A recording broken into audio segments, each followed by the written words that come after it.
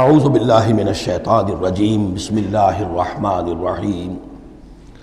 واتخذ قوم موسیٰ من بعدہ من حلیہم عجلا جسدا لہ خوار، اور بنا لیا موسیٰ کی قوم نے ان کے بعد، حضرت موسیٰ علیہ السلام جب چلے گئے کوہ طور پر تو پیچھے یہ ایک فتنہ اٹھا ہے سامری، یہ سامری جو ہے اس نے فتنہ اٹھایا، اور جو کچھ ان لوگوں کے پاس، اسرائیلیوں کے پاس جو ان قبطیوں کے زیورات بہت سے رکھے ہوئے تھے امانتاً، وہ بھی جانتے تھے کہ یہ قوم، یہ چونکہ ابراہیم کی نسل میں سے ہیں تو یہ امانت دار ہیں، جب یہ وہاں سے چلے تو وہ سارے جو ہیں وہ زیورات بھی وہ لے کر آ گئے تھے اپنے دشمنوں کے،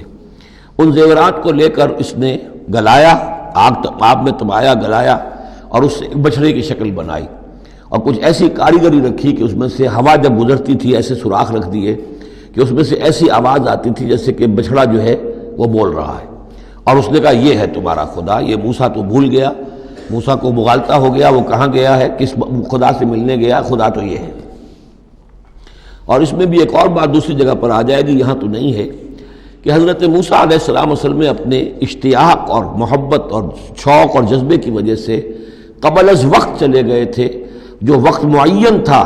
کوہ طور پر آنے کا اس سے پہلے۔ تو اللہ نے جواب طلبی کی تھی، ما عجلک عن قومک یا موسیٰ، اے موسیٰ اپنی قوم کو چھوڑ کر پہلے کیسے آ گئے ہو؟ اور انہوں نے جواب دیا، اجلت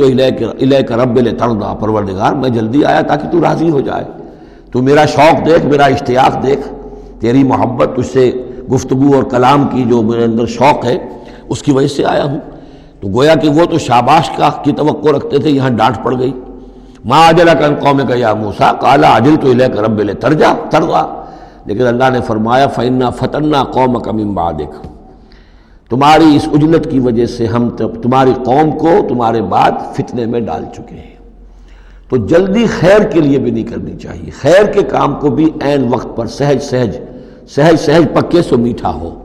تو اضلهم سامری نے انہیں گمراہ کر دیا ہے، وہ تذکرہ ہو رہا ہے۔ من حلیہم، زیوروں سے، عجلا جسدا، ایک بدن سا بنایا بچھڑے کا سا، لہو خوار، جس میں گائے کی سی آواز آتی تھی۔ الم یروا انہ لا یکلمہم،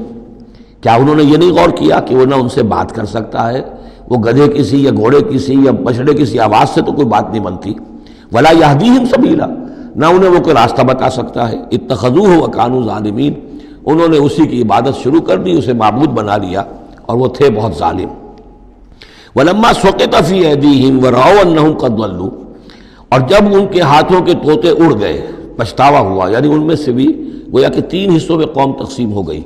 ایک قوم، بڑا حصہ قوم کا وہ رہا جو اس گناہ میں شریک نہیں ہوا، ایک حصہ وہ تھا کہ جو کچھ دیر کے لیے شریک رہا لیکن فوراً ہوش میں آ گیا بعد میں، تیسرا حصہ وہ تھا جو حضرت موسیٰ علیہ السلام کی واپسی تک اس پر اڑا رہا، جازم رہا۔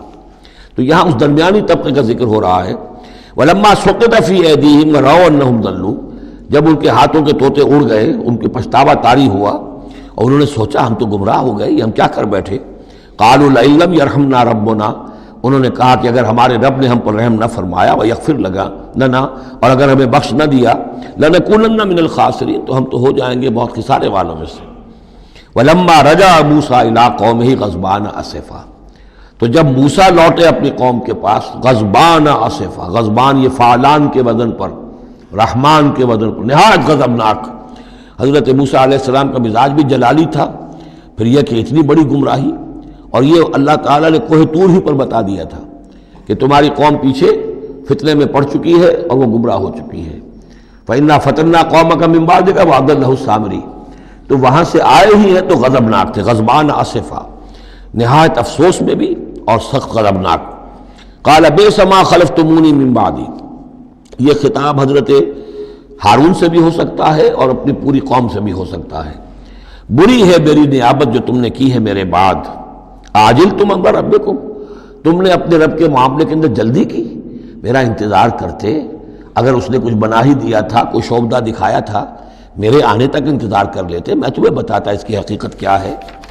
وَأَلْقَى الْأَلْوَاحَ، اور انہوں نے وہ جو تختیاں لے کر آئے تھے کوہ طور سے تورات والی، وہ تو ایک طرف ڈال دیں۔ وَأَخَذَ بِرَأْسِ أَخِيهِ يَجُرُّهُ إِلَيْهِ، اور غضبناک ہو کر اپنے بھائی حضرت ہارون علیہ السلام کے سر کے بال پکڑ لیے اور اپنی طرف کھینچا غصے میں، یہ تم نے کیا کیا، میرے پیچھے یہ میں تمہیں خلیفہ بنا کر گیا تھا۔ قال ابن امہ، انہوں نے کہا اے میرے ماں جائے، اے میرے ماں کے بیٹے، ان القوم استضعفونی، قوم نے مجھے دبا لیا تھا، مجھے بے بس کر دیا تھا، وقادوا یقتلوننی، اور وہ تو میرے قتل پر آمادہ ہو گئے تھے، میں نے انہیں روکا، میں نے منع کیا، لیکن وہ اس درجے اس معاملے کے اندر آگے بڑھ گئے تھے، قادوا یقتلوننی، وہ تو مجھے قتل کرنے پر آمادہ تھے، فلا تشمت بی الاعداء، تو دیکھیں اب مجھ پر آپ دشمنوں کو ہنسنے کا موقع نہ دیں۔ ایک تو آپ کے پیچھے انہوں نے مجھے دبایا، میری توہین کی، مجھے قتل کرنے تک پر آمادہ ہو گئے، اب وہ دیکھیں گے کہ موسیٰ بھی آئے ہیں تو میرے بال آپ پکڑ کر کھینچ رہے ہیں اور میری توہین کر رہے ہیں، تو اس پر تو دشمن اور ہنسے گا۔ فلا تشمت بی الاعداء، شماتت اعداء یہ ہمارے ہاں پھر اردو زبان میں محاورہ ہے، ولا تجعلنی مع القوم الظالمین، اور مجھے ان ظالموں کے ساتھ نہ کر دیجئے، میں ان کے ساتھ نہیں ہوں، نہ میں نے ان کے ساتھ اتفاق کیا ہے، میں روکتا رہا، منع کرتا رہا۔ قال رب اغفر لی ولأخی، اب حضرت موسیٰ نے دعا کی اللہ سے، پروردگار بخش دے مجھے بھی اور میرے بھائی کو بھی، وادخلنا فی رحمتک، اور ہمیں داخل فرما اپنی رحمت میں، وانت ارحم الراحمین، اور یقیناً تو ہے تمام رحم کرنے والوں میں سب سے بڑھ کر رحم فرمانے والا۔ ان الذین اتخذوا العجل سینالہم غضب من ربہم، اب یہ فیصلہ انہوں نے دیا، یقیناً جن لوگوں نے اس بچڑے کو اپنا معبود بنایا، ان قریب ان پر آئے گا غضب ان کے رب کی طرف سے، گویا کہ قتل مرتد کی سزا جس کا ذکر ہم سورہ بقرہ میں پڑھ چکے ہیں۔ وَذِلَّةٌ فِي الْحَيَاةِ الدُّنْيَا، دنیا میں ذلت بھی آئے گی، وَكَذَلِكَ نَجْزِي الْمُفْتَرِينَ، اور اسی طریقے سے بہتان باندھنے والوں کو، جھوٹ گھڑنے والوں کو ہم جزا دیتے ہیں۔ وَالَّذِينَ عَمِلُوا السَّيِّئَاتِ ثُمَّ تَابُوا مِن بَعْدِهَا وَآمَنُوا، البتہ جن لوگوں نے کچھ دیر کے لیے یہ غلط کام کیا تھا لیکن پھر وہ توبہ کر لی انہوں نے، من بعدہا اس کے بعد، وآمنوا اور ایمان لے آئے، ان ربک من بعدہا لغفور الرحیم، تو یقیناً اس کے بعد آپ کا رب جو ہے غفور الرحیم ہے۔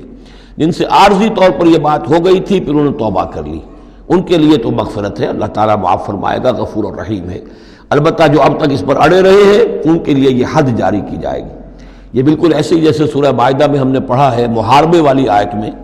کہ اگر کوئی ڈاکو ہیں، راہزن ہیں، کوئی ملک کے اندر فساد مچا رہے ہیں، تو اگر اس سے پہلے کہ تم ان پر قابو پاؤ اگر وہ توبہ کر لیں تو پھر ان کے لیے معاملہ اور ہوگا، پھر ان کے ساتھ نرمی بھی ہو سکتی ہے، معاف بھی کیا جا سکتا ہے، لیکن اگر قابو پا لو تو پھر ان کی سزا بہت سخت ہے، لیکن قابو پانے سے پہلے توبہ کر لیں تو ان کے لیے نرمی۔ اسی طرح یہاں معاملہ ہے۔ وَلَمَّا سَكَتَ عَن مُوسَى الْغَضَبُ، جب موسیٰ کا غصہ کو ٹھنڈا پڑا، أَخَذَ الْأَلْوَاحَ، اب انہوں نے وہ تختیاں اٹھائیں، وَفِي نُسْخَتِهَا هُدًى وَرَحْمَةٌ لِّلَّذِينَ هُمْ لِرَبِّهِمْ يَرْهَبُونَ، اور اس کی تحریر میں لکھا ہوئی تھی رحمت، ہدایت بھی اور رحمت بھی ان لوگوں کے حق میں جو اپنے رب سے ڈرتے ہیں، اپنے رب کا تقوی اور خوف رکھتے ہیں۔ صدق اللہ العظیم۔